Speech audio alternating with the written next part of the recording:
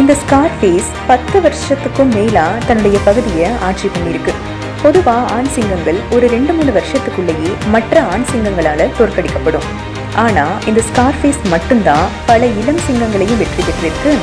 பல ஹைனாக்கள் கூட்டமா வந்து இதை தாக்கினாலும் அந்த கூட்டம் எல்லாத்தையும் இது விரட்டி அடிச்சிருக்கு. இது எல்லாத்துக்கும் மேல இது தன்னுடைய கூட்டத்தை பாதுகாத்திருக்கு. 2010 இருந்து 2021 காலகட்டத்தில் BBC, நேஷனல் ஜியோகிராபிக் போன்ற ஆவணப்படங்கள் மூலமா இந்த ஸ்கார்ஃபேஸ் உலக புகழ் அடைஞ்சிருக்கு. வயது முதிர்ந்த பொழுது இந்த சிங்கம் ரொம்பவே பலவீனமாயிருக்கு. 2021 இயற்கையாவே இந்த சிங்கம் உயிரிழந்திருக்கு.